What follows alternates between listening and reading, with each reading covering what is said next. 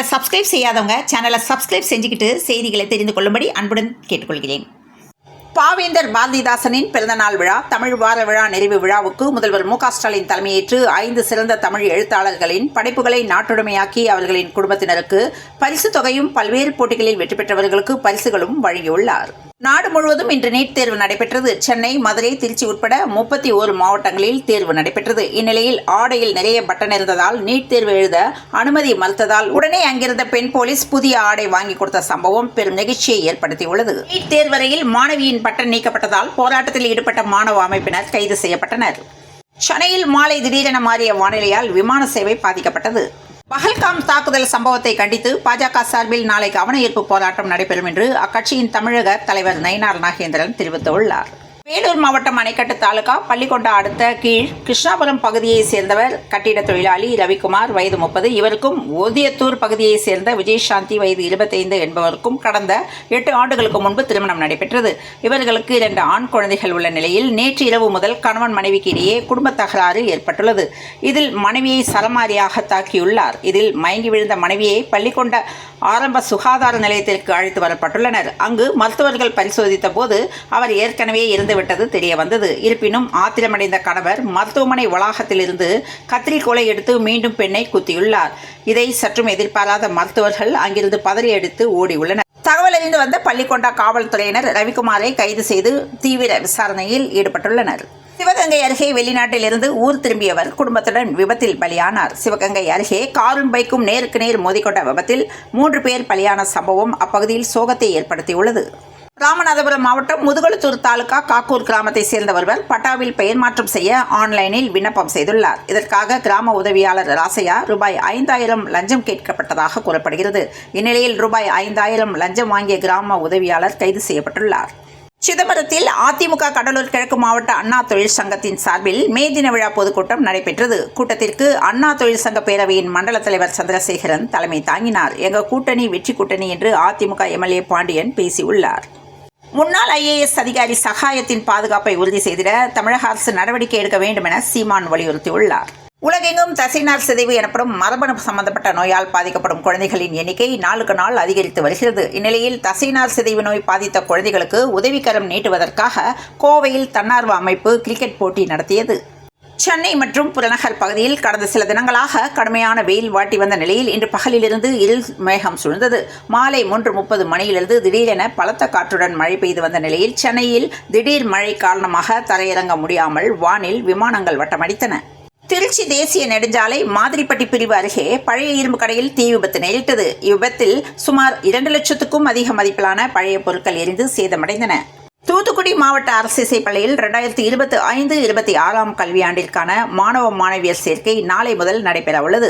இப்பள்ளியில் சேர்வதற்கு வயது வரம்பு 12 வயதுக்கு மேல் 25 வயதுக்குள் இருக்க வேண்டும் என்றும், குரல் இசை, பரதநாட்டியம், வயலின், மிருதங்கம் ஆகிய கலைகளுக்கு 7ஆம் வகுப்பு தேர்ச்சி பெற்றிருக்க வேண்டும் என்றும், தவில், நாதஸ்வரம், தேவாரம் ஆகிய கலைகளுக்கு எழுத படிக்க தெரிந்திருந்தால் மட்டும் போதும் என்ற தகவல் வெளியானது. தமிழகத்தில் கோடை வெயில் வாட்டி வதைத்து வரும் நிலையில் சில இடங்களில் கோடை மழை வெளுத்து வாங்கி வருகிறது. அந்த வகையில் மே 6ஆம் தேதி வரை தமிழகத்தில் கனமழைக்கு வாய்ப்பு இருக்கும் என சென்னை வானிலை ஆய்வு மையம் அறிவித்துள்ளது. இந்நிலையில் சென்னை மற்றும் புறநகர் பகுதிகளில் பல இடங்களில் பலத்த காற்றுடன் மழை பொழிந்து வருகிறது. ஆயிரம் விளக்கு, தேனாம்பேட்டை, திருவல்லிக்கேணி, ஆலந்தூர், ஆதம்பாக்கம், மீனம்பாக்கம், கிண்டி, பரங்கிமலை, பள்ளிக்கரணை, மேடவாக்கம், தாம்பரம், குரோம்பேட்டை, வண்டலூர், பல்லாவரம், முடிச்சூர், சேலையூர் ஆகிய பகுதிகளில் சூறைக்காற்றுடன் மழை பொழிந்து வருகிறது. இந்நிலையில் திருவள்ளூர் மாவட்டம் பூந்தமல்லி அருகே பிரபல திரையரங்கின் முன்பகுதி மேற்கூரை திடீரென இடிந்து விழுந்தது பரபரப்பை ஏற்படுத்தியுள்ளது. கன்னியாகுமரியில் வீட்டில் நிறுத்தி வைக்கப்பட்டிருந்த பைக் திடீரென தீப்பற்றி எரிந்த சம்பவத்தின் CCTV காட்சிகள் வெளியாகி வைரலாகி வருகிறது. இதன் காரணமாக பொதுமக்கள் அச்சத்தில் உறைந்தனர். இந்தியா மட்டுமின்றி உலகம் முழுக்க தனக்கென ஒரு ரசிகர் கூட்டத்தை வைத்திருப்பவர் AR ரஹ்மான். படங்களுக்கு இசையமைப்பதோடு மட்டுமின்றி பல்வேறு நாடுகளுக்கு சென்று இசை நிகழ்ச்சியை நடத்தி வருகிறார். அந்த வகையில் மும்பையில் நேற்றிரவு AR ரஹ்மான் இசை நிகழ்ச்சி நடத்தியுள்ளார். உசுரே நீதானே AR ரஹ்மான் இசை நிகழ்ச்சியில் பாடிய தனுஷின் பாடல் வைரலாகும் வீடியோ வெளியானது. சென்னை பழைய வண்ணாரப்பேட்டை கோதண்டராமர் கோயிலில் நடைபெற்ற திருக்குடம் முழுக்கு நன்னீராட்டு விழாவில் அமைச்சர் சேகர்பாபு பங்கேற்று சிறப்பித்தார். இந்நிலையில் கோடை வெயிலில் பக்தர்களை காக்க கோயில்களில் தற்காலிக பந்தல், தேங்காய் நார் விற்பு போன்றவை அமைக்கப்படும் என்று சேகர்பாபு தகவல் தெரிவித்துள்ளார். நீட் தேர்வு மையத்தில் குளறுபடி ஏற்பட்டதால் அச்சத்தில் பெற்றோர்கள் சாலை மறியலில் ஈடுபட்டனர். மதுரை ஆதீனத்தை கொள்ள சதி எதுவும் நடந்ததாக தெரியவில்லை என்று கள்ளக்குறிச்சி காவல்துறை விளக்கம் அளித்துள்ளது. சிங்கப்பூர் தேர்தலில் ஆளுங்கட்சி வெற்றி பெற்றுள்ள நிலையில் முதல்வர் ஸ்டாலின் வாழ்த்து தெரிவித்துள்ளார். இதுகுறித்து அவர் விடுத்துள்ள வாழ்த்து செய்தியில், மக்கள் செயல் கட்சியை அதன் 14வது தொடர்ச்சியான வெற்றிக்கு வழிநடத்தி சென்றுள்ள பிரதமர் லாரன்ஸ் வாங்கிற்கு எனது வாழ்த்துக்கள் என்று தெரிவித்துள்ளார். சென்னையில் ஓட்டல் ஒன்றில் வாடிக்கையாளர்களுக்கு உணவு பரிமாறப்பட்ட போது மட்டன் குழம்பில் முழு தவளை கிடந்த சம்பவம் பெரும் அதிர்ச்சியை ஏற்படுத்தியுள்ளது. மதுரை மாவட்டம் முசலம்பட்டி அருகே அன்னம்பாரிப்பட்டியை சேர்ந்தவர் பெருமாயி. 73 வயதான இவர் இயக்குனர் பாரதிராஜாவின் தெற்கத்தி பொண்ணு சீரியல் மூலம் பிரபலமாகி பாரதிராஜாவின் பல்வேறு படங்களிலும் நடித்துள்ளார். நடிகர் சிவகார்த்திகேயனின் மனம் கொத்தி பறவை, விஜயின் வில்லு உள்ளிட்ட பல முன்னணி நடிகர்களுடன் இவர் நடித்துள்ளார். இந்நிலையில் நடிகை பெருமாயி காலமானார். நீட் தேர்வு எழுத வந்த மாணவருக்கு அனுமதி மறுக்கப்பட்டதால் டி-ஷர்ட்டை அப்பா கழற்றி கொடுத்த சம்பவம் நெகிழ்ச்சியை ஏற்படுத்தியுள்ளது. கோடை விடுமுறை மற்றும் பண்டிகை காலத்தையொட்டி பொதுமக்கள் சுற்றுலா மற்றும் உறவினர் வீடுகளுக்கு சென்று வரும் நிலையில் இதனால் ரயில் பஸ்களில் பயணிப்போர் எண்ணிக்கை அதிகரித்துள்ளது. இதன் காரணமாக ரயிலில் கூட்ட நெரிசலை தவிர்க்கும் வகையில் மதுரை ரயில்வே கோட்டம் சார்பில் திண்டுக்கல் நாகர்கோவில் இடையே சிறப்பு ரயில் இயக்கப்பட உள்ளது. கட்டாய தேர்ச்சி கிடையாது, இதனால்தான் புதிய கல்விக் கொள்கையை எதிர்க்கிறோம் என்று திருமாவளவன் தெரிவித்துள்ளார். கோவையில் சரிவர அகற்றப்படாமல் கோவை மாநகரில் சாலையோர திறந்தவெளி பகுதிகளில் தேங்கி கிடக்கும் குப்பை கழிவுகளால் சுகாதார சீர்கேடு ஏற்பட்டு வருவதாக மக்கள் தெரிவித்து வருகின்றனர். கடலில் மீன்பிடித்துக் கொண்டிருந்த தமிழக மீனவர்கள் மீது இலங்கை கடற்கொள்ளையர்கள் தாக்குதல் நடத்தி ரூபாய் 10 லட்சம் மதிப்பிலான வலை, ஐபிஎஸ் கருவி, மீன்கள் போன்றவற்றை பறித்து சென்றனர். இதில் 20 மீனவர்கள் காயமடைந்தனர். முதல்வர் ஸ்டாலினுக்கு தோல்வி பயம் வந்துவிட்டது. எப்போதும் பாஜக அதிமுக கூட்டணியை பற்றியே பேசி வருகிறார் என தமிழக பாஜக தலைவர் நயினார் நாகேந்திரன் விமர்சனம் செய்துள்ளார். போரை ஆதரிப்பவர்கள் அதன் பாதிப்புகள் பற்றியும் சிந்திக்க வேண்டும் என்று மதிமுக பொதுச் செயலாளர் வைகோ தெரிவித்துள்ளார். சென்னை பரங்கிமலை ரயில் நிலையத்திற்கு ரயில் பயணிகள் வரும் சுரங்க நடைபாதை நிரந்தரமாக மூடப்பட்டுள்ளது. இந்நிலையில் பரங்கிமலையில் மூடப்பட்ட ரயில்வே சுரங்க வழியை திறந்துவிட வேண்டும் என்று பயணிகள் கோரிக்கை விடுத்துள்ளனர். பயம் என்பது திமுக அகராதிலேயே கிடையாது என்று வைகோ பேட்டி அளித்துள்ளார்.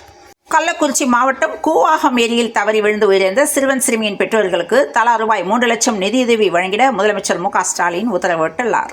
தேமுதிகவுக்கு மாநிலங்களவை சீட் தருவதாக அதிமுக வாக்குறுதி கொடுத்தது உண்மைதான் என்றும் நேரம் வரும்போது வெளிப்படுத்துவோம் என்றும் தேமுதிக பொருளாளர் LK சுதீஷ் தெரிவித்துள்ளார்.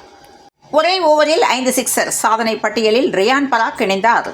கொழும்பு முத்தரப்பு லீக் போட்டியில் ஏமாற்றிய இந்திய பெண்கள் அணி 3 விக்கெட் வித்தியாசத்தில் இலங்கையிடம் தோல்வியடைந்தது. IPL-இல் வெறும் 1 ரன் வித்தியாசத்தில் கொல்கத்தாவிடம் ராஜஸ்தான் ராயல்ஸ் கோட்டை விட்டது. ரியான் பராக் அதிரடி வின், ராஜஸ்தானை வீழ்த்தி கொல்கத்தா த்ரில் வெற்றி பெற்றது. IPL 2025-இல் பஞ்சாப் அணிக்கு எதிராக டாஸ் வென்ற லக்னோ பந்து வீச்சுக்கு தேர்வானது. CSK-வுக்கு எதிராக ரோஹித் தவானை முந்தி விராட் கோலி மாபெரும் சாதனை படைத்துள்ளார். சென்னையில் சூறைக்காற்றுடன் பல்வேறு பகுதிகளில் கனமழை கொட்டி வருகிறது. அக்னி நட்சத்திரம் இன்று தொடங்கி தமிழகம் முழுவதும் பல மாவட்டங்களில் வெயில் கொளுத்தியது. தலைநகர் சென்னையிலும் காலை முதலே வெயிலின் தாக்கம் அதிகரித்து காணப்பட்டது. சென்னையில் கனமழை கொட்டி தீர்த்தது. தமிழகத்தில் நேற்று 11 இடங்களில் வெயில் 100 டிகிரி ஃபாரன்ஹீட்டை தாண்டியது. இந்நிலையில் கோவை, தேனி, திண்டுக்கல், தென்காசி உள்ளிட்ட மாவட்டங்களில் மே 5, 6ஆம் தேதிகளில் கனமழை பெய்ய வாய்ப்பு உள்ளதாக சென்னை வானிலை ஆய்வு மையம் தகவல் தெரிவித்துள்ளது. இத்துடன் இந்த செய்திகள் நிறைவடைந்தன. மீண்டும் நாளை காலை செய்தியில் சந்திப்போம். நன்றி, வணக்கம்.